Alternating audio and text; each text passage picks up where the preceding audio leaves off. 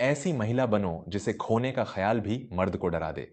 अपनी अहमियत बढ़ाओ, मर्द खुद पीछे भागेगा। नमस्कार, वर्मा स्टोरीज में आपका स्वागत है। मैं हूं आपका दोस्त विवेक वर्मा। अक्सर हमारे समाज में एक बहुत ही कड़िछवा सच देखने को मिलता है। जो महिला अपना सब कुछ एक रिश्ते पर न्योछावर कर देती है, जो अपनी पसंद नापसंद भूलकर सिर्फ अपने पति या अपने परिवार की खुशी में अपनी खुशी ढूंढती है, आखिर में उसी महिला को सबसे ज्यादा तिरस्कार और अनदेखी का सामना क्यों करना पड्डीडीडीएचता है। वह जितना झुकती है, उसे उतना ही दबाया जाता है। वह जितना प्यार मांगती है, उसे उतना ही रुलाया जाता है। आखिर एक रिश्ते में ऐसा क्या होता है कि पुरुष उस स्त्री की कद्र करना ही छोड़ डा देता है जो उसके लिए अपनी जान छिड़कती है? और कैसे एक महिला अपने उस खोए हुए सम्मान को वापस पा सकती है? आज मैं आपको एक ऐसी ही दिल को छू लेने वाली और आंखें खोल देने वाली कहानी सुनाने जा रहा हूं। यह कहानी सिर्फ एक स्त्री की नहीं है, बल्कि यह हर उस घर की कहानी है जहां एक महिला अपने अस्तित्व को भूलकर किसी और की परछाई बन चुकी है। इस कहानी को सुनने के बाद आपको यह गहरा रहस्य समझ आ जाएगा कि कैसे एक महिला अपनी अहमियत इतनी बढ़ा सकती है कि उसे खोने के ख्याल मात्र से ही मर्द की रूह कांप जाए। तो चलिए, आत्मसम्मान और प्रेम के इस अद्भुत सफर पर चलते हैं। रूपनगर नाम के एक शहर में निवेदिता और रजत नाम का एक दंपति रहता था। उनकी शादी को 5 साल हो चुके थे। रजत एक बहुत बड़ी कंपनी में अधिकारी था और निवेदिता एक बहुत ही संस्कारी, पढ़ी लिखी और सुंदर गृहिणी। शादी से पहले निवेदिता ने चित्रकला और परिधान डिजाइनिंग में बहुत बड़ी डिग्री हासिल की थी। उसके हाथों में जादू था। लेकिन शादी के बाद निवेदिता ने अपना पूरा जीवन रजत और उसके घर के नाम कर दिया। उसने अपने सारे सपने, अपने ब्रश, अपने रंग सब एक संदूक में बंद करके रख दिए। निवेदिता का दिन रजत से शुरू होता और रजत पर ही खत्म होता। सुबह उठकर रजत की पसंद का नाश्ता बनाना, उसके कपड़े निकाल कर रखना, उसके दफ्तर जाने के बाद दिन भर उसका इंतजार करना और बार बार फोन करके पूछना, आपने खाना खाया? आप कब तक घर लौटेंगे? निवेदिता की पूरी दुनिया बस रजत के इर्द गिर्द सिमट कर रह गई थी। लेकिन इस असीम प्रेम और समर्पण का रजत पर बिल्कुल उलटा असर हो रहा था। रजत को निवेदिता का यह प्यार अब एक बोझ और बंधन लगने लगा था। उसे लगने लगा था कि निवेदिता के पास और कोई काम नहीं है, इसीलिए वह दिन भर उसके पीछे पड़ीड ही रहती है। जब रजत शाम को दफ्तर से थका हारा लौटता, तो निवेदिता दरवाजे पर मुस्कान लिए खड़ी होती, लेकिन रजत बिना उसकी तरफ देखे सीधा अपने कमरे में चला जाता। अगर निवेदिता उससे कुछ पूछती, तो रजत झुंझलाकर कहता, मेरा सिर मत खाओ निवेदिता, मैं दफ्तर में बहुत बड़े बड़े काम संभालता हूं। तुम्हारी तरह दिन भर घर में बैठकर टीवी नहीं देखता कि मेरे पास फालतू बातों के लिए समय हो। मुझे मेरे हाल पर छोड़ देच दो। ये शब्द निवेदिता के दिल को किसी नुकीले खंजर की तरह चीर देते। वह चुपचाप रसोई में जाकर आंसू बहाती, लेकिन अगले ही दिन फिर से उसी उम्मीद के साथ रजत की सेवा में लग जाती कि शायद आज उसका व्यवहार बदल जाए। निवेदिता के अंदर एक डर बैठ गया था कि कहीं रजत उससे दूर न हो जाए। इसी डर की वजह से वह रजत की हर बदतमीजी, हर गुस्से को चुपचाप सह लेती। वह अपनी गलती न होने पर भी माफी मांग लेती। निवेदिता ने अपना आत्मसम्मान पूरी तरह से रजत के पैरों में रख दिया था। निवेदिता के सब्र का घड़ीडीचा उस दिन फूट गया जब रजत के दफ्तर में उसकी तरक्की हुई और उसने अपने घर पर सहकर्मियों के लिए एक बहुत बड़ी दावत रखी। निवेदिता ने उस दिन सुबह से लेकर रात तक बिना रुके काम किया। उसने घर को बहुत खूबसूरती से सजाया और रजत के दोस्तों के लिए एक से बढ़कर एक पकवान बनाए। पार्टी के दौरान जब सब लोग खाना खा रहे थे, तब रजत के एक वरिष्ठ अधिकारी ने निवेदिता के बनाए खाने की बहुत तारीफ की। उन्होंने रजत से पूछा, रजत, तुम्हारी पत्नी के हाथों में तो जादू है, क्या वह कुछ काम करती हैं या कोई व्यवसाय चलाती हैं? रजत ने अपने दोस्तों के सामने बहुत ही उपहास भरे लहजे में हंसते हुए कहा, अरे सर, निवेदिता और व्यवसाय, इसे बाहर की दुनिया का कुछ पता ही नहीं है। इसका दिन मेरी कमीज इस्त्री करने से शुरू होता है और मेरे लिए रोटियां सेंकने पर खत्म। इसे तो यह भी नहीं पता होगा कि आजकल दुनिया में क्या चल रहा है। बस मेरी कमाई है और यह आराम से घर में ऐश कर रही है। वहां खड़े सभी लोग जोर से हंस पड़े।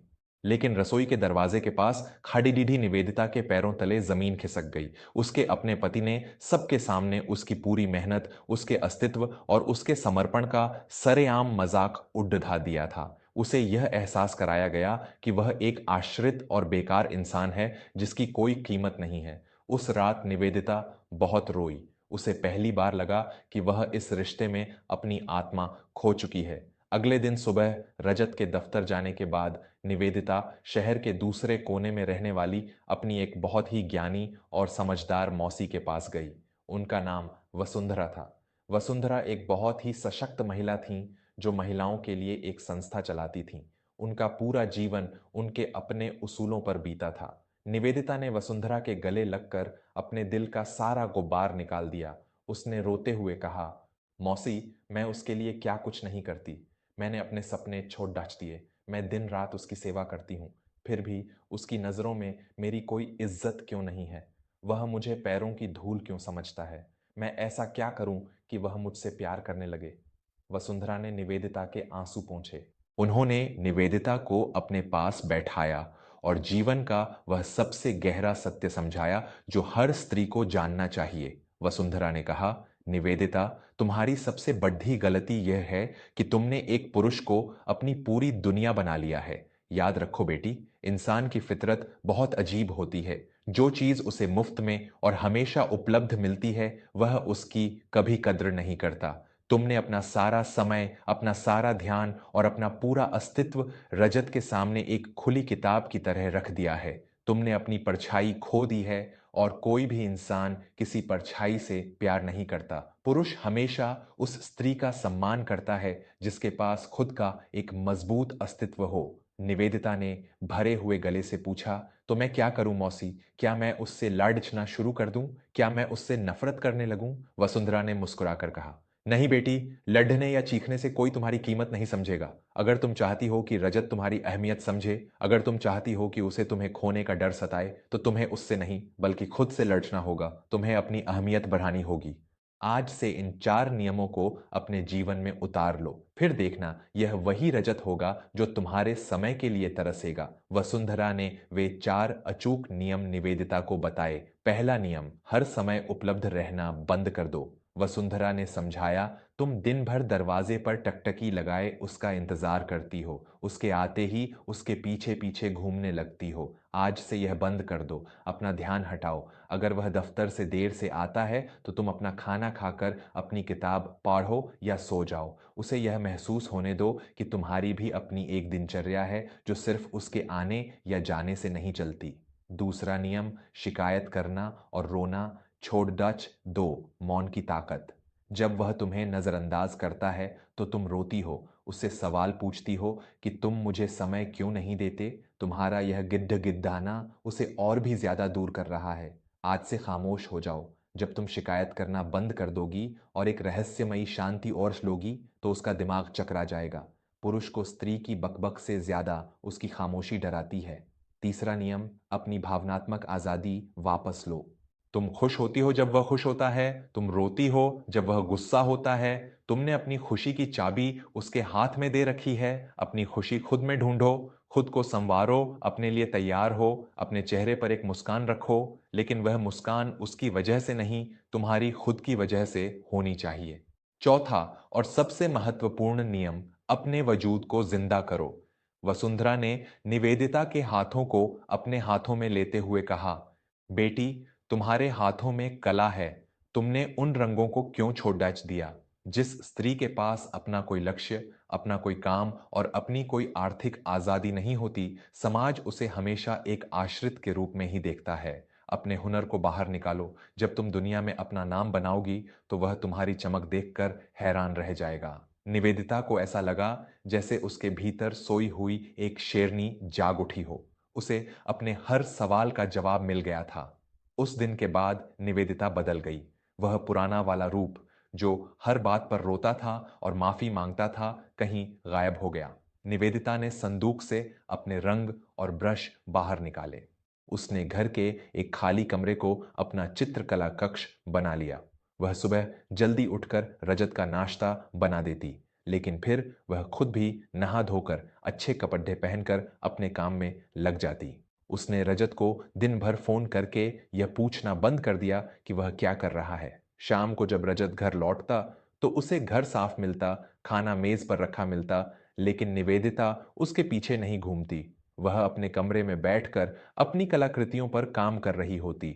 अगर रजत चिढ़कर कुछ कहता तो निवेदिता बिना कोई बहस किए एक शांत मुस्कान के साथ जवाब देती और अपने काम में लग जाती। शुरू के कुछ दिनों तक रजत को लगा कि निवेदिता शायद नाराज है, लेकिन जैसे जैसे दिन बीतते गए रजत को कुछ अजीब महसूस होने लगा। घर तो चल रहा था, लेकिन घर में निवेदिता का वह ध्यान, वह उसका पागलपन कहीं गायब था। रजत को अब घर सुना सुना लगने लगा। जो रजत पहले निवेदिता की बातों से चिढ़ता था, वह अब निवेदिता की एक आवाज सुनने के लिए तरसने लगा। एक दिन निवेदिता ने अपने द्वारा बनाए गए परिधानों और चित्रों की एक ऑनलाइन प्रदर्शनी लगाई। उसकी कला में इतना जादू था कि देखते ही देखते उसे बहुत बड़े बड़े ऑर्डर मिलने लगे। निवेदिता अब आर्थिक रूप से भी आत्मनिर्भर होने लगी थी। उसके चेहरे पर अब एक गजब का आत्मविश्वास था। वह अब किसी पर आश्रित नहीं थी। रजत यह सब देख रहा था। उसे समझ नहीं आ रहा था कि जो स्त्री सिर्फ उसकी परछाई बनकर जीती थी, वह अचानक इतनी आजाद और इतनी आत्मनिर्भर कैसे हो गई। एक शाम निवेदिता किसी कला प्रदर्शनी में भाग लेने गई थी। उसे लौटने में देर हो गई। रजत घर में बेचैनी से टहल रहा था, बार बार घड्डी देख रहा था। आज उसे समझ आ रहा था कि इंतजार का दर्द क्या होता है। रात के 9 बजे जब घर के बाहर एक गाड़ी रुकी तो रजत दौड़कर खिड़की के पास गया। उसने देखा कि निवेदिता एक बहुत ही शानदार सादगी में पूरे आत्मविश्वास के साथ एक गाड़ी से उतरी। गाड़ी एक बहुत बड़े कला संग्रहकर्ता की थी। उस व्यक्ति ने अत्यंत सम्मान के साथ निवेदिता के लिए गाड़ी का दरवाजा खोला और हाथ जोड़कर उसे विदा किया। यह दृश्य देखकर रजत के सीने में एक अजीब सी घबराहट और डर पैदा हो गया। यह वह डर था जो उसने पहले कभी महसूस नहीं किया था, निवेदिता को खोने का डर। रजत को यह एहसास हो गया कि निवेदिता को अब उसकी कोई जरूरत नहीं है। वह अपने दम पर पूरी दुनिया जीत सकती है। उसे यह भी समझ आ गया कि जिस हीरे को वह कांच का टुकड़ा समझकर ठोकर मार रहा था, दुनिया उसकी असली कीमत पहचान रही है। जैसे ही निवेदिता घर के अंदर आई, रजत उसके सामने खड़े रिधा हो गया। उसकी आंखों में अब कोई अहंकार नहीं था, बल्कि एक घबराहट थी। उसने कांपती हुई आवाज में पूछा, निवेदिता, तुम कहाँ थीं? मुझे तुम्हारी बहुत चिंता हो रही थी। आजकल तुम मुझसे बात भी नहीं करती।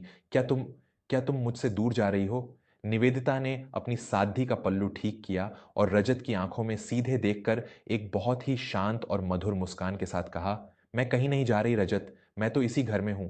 बस फर्क इतना है कि पहले मैं सिर्फ तुम्हारे इर्द गिर्द घूमती थी और अब मैं खुद के करीब आ गई हूं। मैंने अपना खोया हुआ वजूद वापस पा लिया है। रजत की आंखों से आंसू छलक पड़े। उसका सारा पुरुषार्थ, सारा अहंकार निवेदिता के उस शांत और मजबूत व्यक्तित्व के सामने घुटने टेक चुका था। वह टूटकर निवेदिता के पैरों के पास बैठ गया और रोते हुए बोला, मुझे माफ कर दो निवेदिता, मैं अंधा हो गया था। मैंने तुम्हारे प्यार को तुम्हारी कमजोरी समझ लिया था। मैंने तुम्हें बहुत रुलाया है, लेकिन यह सच है कि तुम्हारे बिना मेरी कोई अहमियत नहीं है। मैं तुम्हें खोना नहीं चाहता। निवेदिता ने रजत को उठाया। उसके मन में कोई द्वेष नहीं था। उसने अपना सम्मान और अपना प्यार दोनों जीत लिए थे। उस दिन के बाद से रजत ने निवेदिता को एक गृहिणी नहीं, बल्कि अपने जीवन की सबसे मूल्यवान संपत्ति मान लिया। वह उसके काम का सम्मान करता, उसकी आजादी की कद्र करता और सबसे बढ़कर उसे एक बराबरी का दर्जा देता। दोस्तों, यह कहानी हर उस महिला के लिए एक बहुत बड़ा संदेश है जो यह सोचती है कि अपना सब कुछ लुटा देने से सामने वाला उसकी कद्र करेगा। प्रेम करना बहुत अच्छी बात है, लेकिन प्रेम के नाम पर अपना अस्तित्व मिटा देना बहुत बड़ा पाप है। एक बात हमेशा याद रखिएगा, दुनिया सिर्फ उसकी इज्जत करती है जो अपनी इज्जत करना जानता है। जब आप अपने सारे शौक, अपने सपने और अपना मान सम्मान किसी दूसरे इंसान के पैरों में रख देती हैं, तो आप खुद अपनी कीमत शून्य कर लेती हैं। इसलिए अपनी कीमत पहचानिए, खुद से प्यार करना सीखिए, अपने लिए वक्त निकालिए, अपने हुनर को निखारिए और अपनी एक ऐसी पहचान बनाइए कि कल को अगर कोई आपसे दूर जाने की सोचे भी तो यह ख्याल उसकी रातों की नींद उड़ा दे। एक ऐसी महिला बनिए जिसे पाना हर किसी के लिए एक सम्मान की बात हो और जिसे खोना जीवन का सबसे बड़ा डर। आपको यह कहानी कैसी लगी? क्या आपने भी अपने आसपास या अपने जीवन में कभी ऐसा महसूस किया है कि ज्यादा झुकने से लोगों ने आपको कमजोर समझ लिया? आपने अपने आत्मसम्मान को कैसे बचाया? अपने विचार और अपने अनुभव नीचे लिखकर हमारे साथ जरूर साझा करें। अगर यह कहानी आपके दिल को छू गई हो और इससे आपको एक नई प्रेरणा मिली हो तो इसे अपने परिवार, अपनी बहनों और दोस्तों के साथ जरूर साझा करें। क्या पता आपकी वजह से कोई अपना खोया हुआ आत्मसम्मान वापस पाले। वर्मा स्टोरीज के इस सफर में मेरे साथ जुड़े रहने के लिए आपका बहुत बहुत धन्यवाद। मैं विवेक वर्मा अब आपसे विदा लेता हूं। अपना सम्मान सर्वोपरि रखिए, मुस्कुराते रहिए और अपनी अहमियत हमेशा बनाए रखिए। नमस्कार।